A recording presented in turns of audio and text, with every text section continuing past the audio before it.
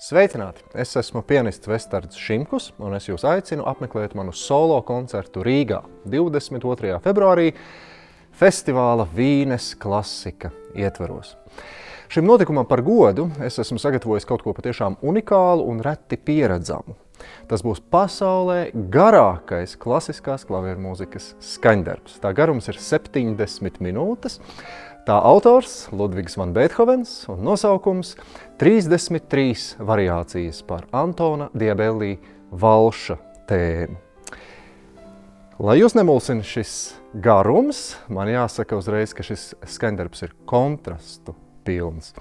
Un tā pirmsākuma meklējumi 19. gadsimtā, 1819. līdz 23. gadā, kad Vīnē savulaik dzīvojošais komponists Antons Diabelli sarakstīja tādu pavisam smieklīgu, varētu teikt, robustu un primitīvu valsīti vienas lapas puses garumā un aicināja visus tolaik ievērojamākos Austrijas komponistus sakomponēt pa vienai variācijai par šo tēmu, apkopojot tās visas krājumā, ar kura pārdošanā iegūtajiem līdzekļiem Antons Diabelli bija paredzējis atbalstīt Napoleona kara bāreņus un atraitnes.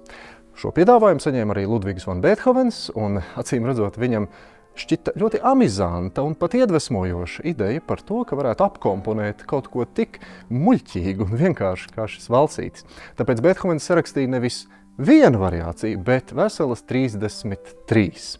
Tādējādi radīdams savu veidu savas daļradas un savas muzikālās valodas mikrokosmosu. Patiešām šī skaņdarba ietvaros mēs varam dzirdēt pilnīgi visu, uz ko Beethovens kā komponists vispār ir spējīgs. Taču, lai cik brīžiem improvizatoriski vai savam laikam pat novatoriski šī mūzika nebūtu, to vienmēr caurstrāvo Vīnes klasicismam raksturīgā elegance, izsmalcinātība un nesatricināmā skaistuma izjūta. Un tās ir lietas, kas man personīgi mūsdienu pasaulē ļoti pietrūkst. Šo skaņdarbu es esmu jau vairāk kārt atskaņojis, gan koncertos Vācijā, gan Itālijā, un priecāšos to beidzot nospēlēt arī Latvijas klausītājiem. Šeit, Lielajā ģildē, 22. februārī savā solo koncertā festivālā Vīnes klasika. Uz tikšanos!